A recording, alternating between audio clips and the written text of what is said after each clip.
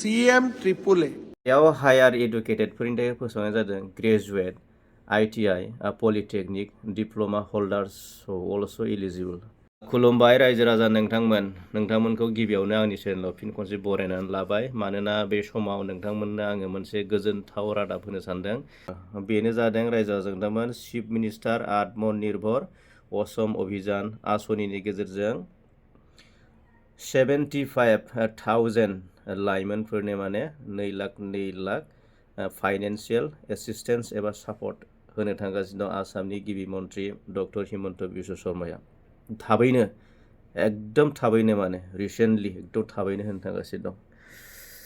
दा बे समाव नोंथांमोननो फोरमायगोन बेयाव माखासे कि क्राइटेरियाफोर दं नङा होमबा? बे क्राइटेरियाफोरखौ नोंथांमोना मोनथिनांगोन। कि इलिजिबिलिटि एबा सोलोंथाइ इडुकेसनखौ नायोब्ला SC ST OBCफोरा 10 पास जाब्लानो बे आत्मनिर्भर असम अभियान बे स्किमखौ मोननो हागोन आरो नोंथांमोना। गिबियाव नोंथांमोना 1 लाख मोनगोन, फार्स्ट किस्ति 1 लाख मोनगोन, बिनि उनाव 1 लाखआ जाहैगोन साबसिडि आरो 1 लाखखौ माने फ्रि इन्टारेस्ट माने नोंथांमोना बेखौ मा खालामनांगोन सुख'फिननांगोन आरोना रायजो राजा नोंथांमोन। एडुकेसन बायदि बे जाबाय। दा जोङो नायोब्ला बैसोखौ नायोब्ला बैसो माने जिथुनाखि एज बेखौ नायोब्ला जोङो मानसिया बे व्यक्तिया माने 28 निफ्राय 28 टु माने 45 बैसोनि गेजेराव मोननो हागोन आरो माने 28 टु 45 एज एबा बैसोनि गेजेराव जानांगोन, अब्ला बियो बे आसनिखौ मोननो हागोन। रायजो राजा नोंथांमोना मोनथिबाय जानांगौ, नोंथांमोना अनलाइन एप्लाइ खालामनो हासिगौ। बेयाव हायार इडुकेटेडफोरनि थाखाय फोसावनाय जादों graduate ITI polytechnic diploma holders also' eligible. Polytechnic diploma जायहा दङ बिसोर मानसिफोरा माने मोनथावना जागोन, इलिजिबोल जागोन आरो। ओमफ्राय जोङो स्किलखौ नायोबा स्किला माबायदि थानांगोन, बै मानसिया माने इनकाम जेनेरेट खालामनो हानाय जानांगोन। जाय व्यक्तिया जाय मानसिया लायो आरोना, बे मानसिया बेनाव माखासे नलेज थानांगोन आरोना इनकाम जेनेरेट खालामनो हानाय। बाथ्राया बेनो बिथाङा फोसावदों माने फार्स्ट किस्ति 1 लाखखौ जोङो मोनग्रोगोन, बिनि उनाव 1 लाखखौ उनाव मोननो हागोन। दा बेयाव फोरमायनाय जादों 1 लाखआ मा जागोन साबसिडि, 1 लाखआ साबसिडि जागोन आरो 1 लाखखौ फ्रि इन्टारेस्ट जेबो सुद गैयालासिनो सुख'फिननांगोन होननानै बिथाङा फोसावनाय जादों आरोना। नोंथांमोना थाबैनो बयबो अनलाइन एप्लाइ खालामनो हासिगोन। नोंथांमोननो बे रादाबखौ होनाय जाबाय आरो नोंथांमोना मोजां मोनदोंब्ला भिडिअखौ शेयार खालामदो बयबो मिन्थिनो हानायनि थाखाय। गोजोन्थों। मानोना बेयाव कि इलिजिबोल आरो मोनथावनायानो जादों माने बियो जाय मानसिया मोनथावना बियो भारतनि नोगोरारि जानांगोन आरो इडुकेसन बायदियै जोङो इडुकेसनखौ नायोब्ला सोलोंथाइखौ नायोब्ला जोङो 10 पास जाय लाइमोना 10 पासनिफ्राय ओरै गोजौसिम मोननो हागोन आरोना 10 पासनिफ्रायनो मोननो हागोन। SC OBCफोरा 10 पास जाब्लानो बे आत्मनिर्भर असम अभियान बे आसनिखौ मोननो हागोन, बे 2 लाख थाखाखौ। बिनि उनाव बेयाव हायार इडुकेटेडफोरनि थाखाय फोसावनाय जादों graduate ITI polytechnic diploma holders also' eligible. Polytechnic diploma जायहा दङ बिसोर मानसिफोरा माने मोनथावना जागोन, इलिजिबोल जागोन आरो। ओमफ्राय जोङो स्किलखौ नायोबा स्किला माबायदि थानांगोन, बै मानसिया माने इनकाम जेनेरेट खालामनो हानाय जानांगोन। जाय व्यक्तिया जाय मानसिया लायो आरोना, बे मानसिया बेनाव माखासे नलेज थानांगोन आरोना इनकाम जेनेरेट खालामनो हानाय। बाथ्राया बेनो बिथाङा फोसावदों माने फार्स्ट किस्ति 1 लाखखौ जोङो मोनग्रोगोन, बिनि उनाव 1 लाखखौ उनाव मोननो हागोन। दा बेयाव फोरमायनाय जादों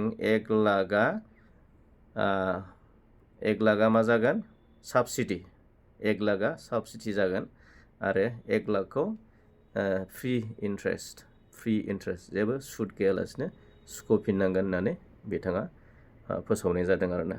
थ' नोंथांमोना थाबैनो बयबो अनलाइन एप्लाइ खालामनो हासिगोन थ' नोंथांमोननो बे रादाबखौ होनाय जाबाय आरो नोंथांमोना मोजां मोनदोंब्ला भिडिअखौ शेयार खालामदो बयबो मिन्थिनो हानायनि थाखाय गोजोन्थों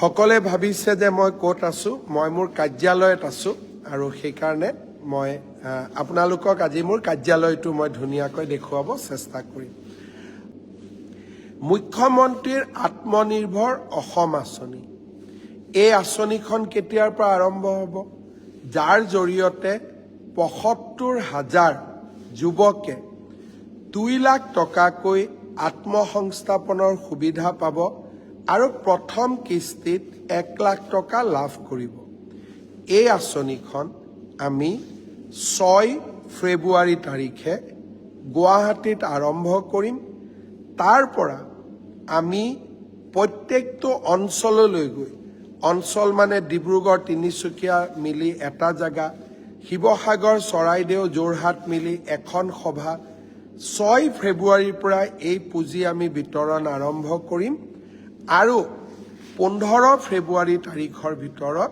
আমি সামৰণি মাৰিম ১০ ফেব্ৰুৱাৰী তাৰিখে আমি মুখ্যমন্ত্ৰীৰ জীৱন প্ৰেৰণা যাৰ জৰিয়তে এই বছৰ গ্ৰেজুৱেট পাছ কৰা ষ্টুডেণ্টসকলক আমি সহায় কৰিম এই আঁচনিখন আমি ১০ ফেব্ৰুৱাৰী তাৰিখে আৰম্ভ কৰিম আৰু প্ৰথম মাহৰ প্ৰথম কিস্তিৰ ধন সিদিনাখনে আমি যুৱক বন্ধু যুৱতী বন্ধুসকললৈকে মুকলি কৰিম জীৱন অনুপ্ৰেৰণা ৰিচাৰ্চ স্কলাৰসকলক যি আমি এককালীন অনুদান আগবঢ়াম সেই এককালীন অনুদানো আমি ১১ ফেব্ৰুৱাৰী তাৰিখে আমি আগবঢ়াম আনহাতে আমাৰ আৰু এটা স্কিম আছে ফাৰ্মাৰ প্ৰডিউচাৰ কোম্পানী FPC সকলকো আমি এটা উদগনিমূলক অনুদান আগবঢ়োৱাৰ বাবে ঘোষণা কৰিছিলোঁ এই আঁচনিটো আমি ১৫ ফেব্ৰুৱাৰীৰ আগতে আমাৰ ফাৰ্মাৰ প্ৰডিউচাৰ কোম্পানী বা FPC সকলক আমি নিমন্ত্ৰণ কৰি এই আঁচনিটো আমি সম্পূৰ্ণ কৰিম অৰ্থাৎ এটা এটাকৈ আমি আমাৰ যিমানবিলাক আমি আঁচনি ঘোষণা কৰিছিলোঁ এই গোটেইবিলাক আঁচনি আমি অহা ১৫ ফেব্ৰুৱাৰীৰ ভিতৰত আমি সামৰণি মাৰিম ২০ ফেব্ৰুৱাৰী তাৰিখে অসমৰ অৰুণোদয় হিতাধিকাৰীসকললৈ আমি ৮,০০০ টকা এককালীনভাৱে আগবঢ়াম শ্ৰদ্ধাৰ ৰাইজ আৰু এটা মোক প্ৰশ্ন সুধি থকা হৈছে যে PWDৰ এছিষ্টেণ্ট ইঞ্জিনিয়াৰ জুনিয়ৰ ইঞ্জিনিয়াৰসকলৰ নিযুক্তি কেতিয়া হ'ব সৰ্বশিক্ষা অভিযানৰ শিক্ষকসকলৰ স্পেচিয়েল ৰিক্ৰুটমেণ্ট ড্ৰাইভৰ নিযুক্তি কেতিয়া পাম